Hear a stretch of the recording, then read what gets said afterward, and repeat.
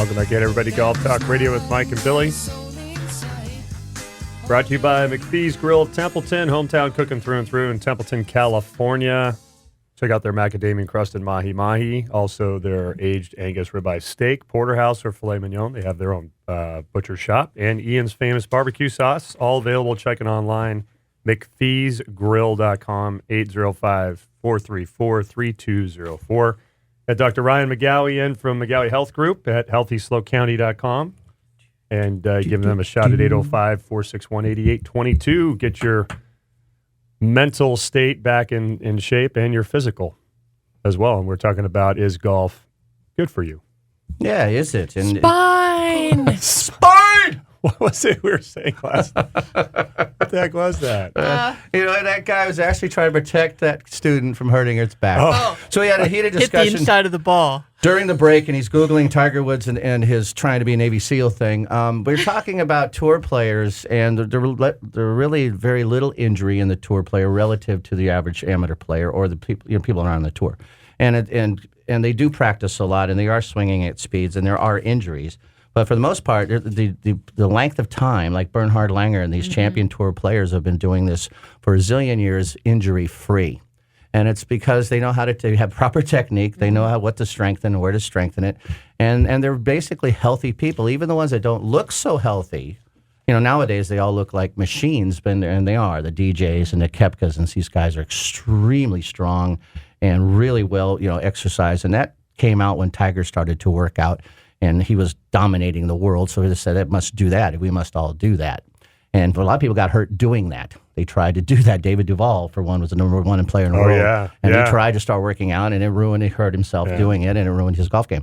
So, but there are relatively little injuries, and it's in low-impact sport in golf on the tour. As much as you think they're beating balls and how much they're playing, those guys know how to protect themselves. That's what they do for a living, as like any other athlete does. In basketball, they're hurting themselves too. But if you look at all the players, if you just find hurt as a torn something that has to heal, probably happens every single day in a basketball court. I don't know that. I'm just guessing. Think of football. Gee. But in the golf world, the golfers have lasted 30, 40, 50 years playing golf, walking 10, 12 miles every week, and swinging, practicing and doing a lot of fast twisting and moving. It's the amateur player that has the technique isn't right. And Doc McGowie mentioned about Tiger and all his injuries, and he's had his back fused and his knee surgeries. He tried to do a Navy SEAL thing, which came out years ago. Remember, he tried to do that, and it broke him. And then it had to adjust his swing and get surgeries, and it broke him. And then now it's amazing is how he's persevered with the different surgeries and fusions that he's had. How this is what a great golfer It's he amazing is. how he's playing now. And he was a great golfer when he was a skinny little mini that had no muscle. He's the three-time amateur champion, three-time junior amateur champion. And when he first came out in '97 and won the Masters, he was just a skinny little mini guy. So he started to work out, and he just kept getting better. I think it was his golf game was innate. It's almost like for all these players, like you're talking about Duval and Woods and these other players, the drive that made them such great golfers is also the drive that put them in harm's way. Yeah. Because they're so obsessed with being the best, then they start working out, and instead of just like working out, Tiger Woods goes, I'm going to go train with the Navy SEAls. Like, you got to take it to the nth. His dad was in special services, and he wanted to follow it, and he knew people that got him in, and he went to the training, and it broke him. I mean, it physically broke his body. Oh, I'm sure. And but that's his will to want to do something well. But it wasn't golf that hurt him, and a lot of people thinks it was, and it just wasn't. It wasn't golf, not originally. But look what he's done. He's turned himself around. Crazy. So there's a lot of hand injuries. People hit something, Doc. I was talking about Michelle Wie, absolutely. Oh, that is so or sad. Jason Day and stuff. They've hurt their thumbs and they've hurt these things, and because of the repetitions and the impact of those areas, those are hard for them to heal. Yeah. And Johnny Miller hurt his elbows or arm when he was cutting wood in a farm, and that tore him up where he couldn't come back and play. So a lot of I'm a broken wreck, but not from golf. My knee was slipping in an airport. I tried to catch my cat from falling off a wall and busted my shoulder. Carrying tables, I carried tables on my your head. So none of my injuries that I'm broken from were golf related. None. So I've never, I'm still, pretty healthy golf-wise. But couldn't you say that golf was the trigger that maybe brought those injuries up to the forefront? And No, Well, they certainly manifest themselves when you try to play golf. You sure? Yes, they sure show up when you're trying to move when you're out once you're Right. in. But it wasn't the cause of it, and it's a bummer because my knee is right now is bad, and my neck I've had it fused, and it's much better. But it wasn't; those weren't the golf injuries. Well, if you call carrying the table, I was at a golf class, so I don't play golf with a table on my head. I was just carrying equipment. Yeah. But so it's interesting because once you get broken, if you are broken, then golf, man, is a bummer sometimes. So you've got to re-strengthen and re-fix things up. But is golf itself what's causing the problems? Not with good technique, I believe. Now, just everything I've read. Now, poor technique, reverse pivots, big C's, pulling when you shouldn't be, hitting the ground at a fast speed or the rubber mat. Yeah. Those things are Hacking out of ice plant. Yeah, absolutely. Hitting out a heavy rough at a fast speed or ice plant could cause injury, right? No questions. And most of the injuries we saw at golf courses were slipping in the grass, right? Falling off a cart. Right. Falling out of a cart. Falling out of a cart is slipping in the grass. Rolling an ankle. But so, and you mentioned you see lots and lots of golfers. It could be technique, I don't know. But the older they get, it seems to. I don't know if this is true, but the body ages, and so is it easy to get injured? I guess it depends on how you're taking care of yourself. You got a lot of to do with specific answers going there today. That's so. Well, I think another angle of this is just like when we teach golf. I mean, one of the things that you're taught to do and should do as an instructor, probably in any kind of sport, is you interview the student to find out if they know anything knowingly that they might have issues with already before they start playing the sport. Yeah. So, like when I go see Dr.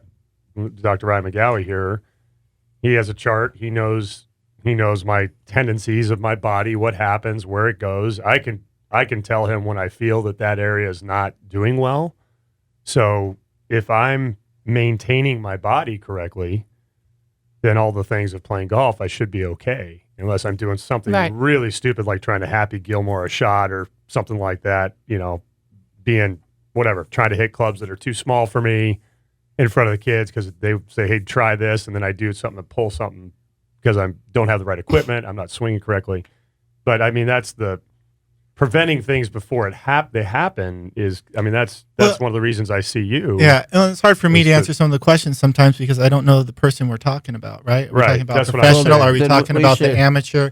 So, because I get guys that will come in and they're like, I just bent over to tie my shoes and my back went out. Right. I was like, you run a jackhammer, 24 hours a day. It wasn't bending over to tie your shoes. For this discussion, let's narrow down the professional golfer's 0.01 or 0.2%. So let's forget the professional golfer. Let's talk about the 37 million golfers that play that aren't on the tour. And when we look at those people, the most common injuries are in the low back because of the way the swing is designed. The swing is not a good swing for your back. Or the way they take care of yourself, which you said a minute ago. Correct, right? Most people aren't stretching, icing, heating, doing the things that they're supposed to do in order to take care of themselves. Right. They're showing up on a Friday, going to the 19th hole, then going out on the course, right? And then going back to the 19th hole after that. So is it safe to say, I heard you 100% and I couldn't agree more. Is it the game of golf that's bad, or is it the way they prepare to before they swing a golf club that's bad? I don't think the game of golf is bad at all. But I do say, I mean, it's like there's certain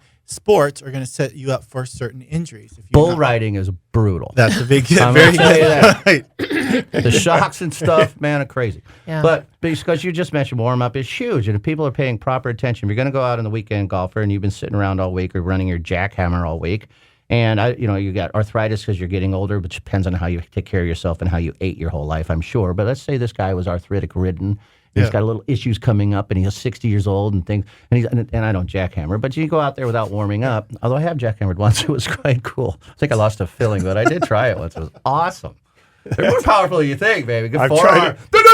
I mean, it was cool. I tried it once, and I have such a great respect for people that do that. I don't know how they do it. It was pretty tough. It was much more powerful than I ever thought it would be. Yeah, it's incredible.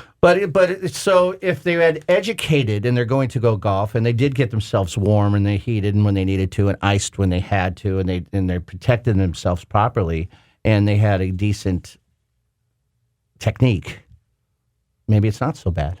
Maybe that's the kind of things that you're sharing with them. Hey, you shouldn't tie your shoes before you play. Why don't you wear sandals, for one? Wear flip-flops so you don't have to tie anything, right? I have slip-ons. So that stuff saves that, right? But seriously, is it the golf swing that's hurting them, or is it the way what they did before they went into that golf swing? Well, it's partially also what you said before. It's technique, because I'd say the vast majority of people out there golfing don't have good technique. It's the number one cause, according to all the studies of golf injury, is poor technique. Yeah. Right. No, it is. Yeah. So that's the thing that we educators, and docs and you who know everything. It's true, but you're educated enough to know that you should prepare properly before you go out and start flailing drivers. How many people go get a lesson right off the bat, grab their driver and start hitting shots? Oh. Happens all the time. Even the kids go get a club. I always never say, what club? Go get a club, let's warm up. All of them grab their drivers. Yeah. It's like, dudes, let's have a conversation here. Right. So then that's going full speed without warming up, right? And so the warm-up stuff is, I would assume that you would agree that the stretching, and I know that it's part of our bullet that Mike sent me, is talking about proper stretching. And we only have a couple minutes till the top of the hour, so when we come back, like the key terms that you said too, Bill, like the ice, the heat, the stretch. Yeah. Like I'm going to admit, I mean, I don't stretch like I should, but not until recently I've been utilizing the ice, and that has done amazing things for me. I mean, it's been incredible. So. Cool. Anyway, we'll be right back. Golf Talk Radio with Mike and Billy. Oh, you okay, bud? It's his neck. It's his neck. Knee. Don't forget to visit Dr. Ryan McGalley Health Group at HealthySlowCounty.com. We have him in studio with us today, 805-461-8822. Stay with us. We'll be right back. Golf Talk Radio with Mike and Billy. One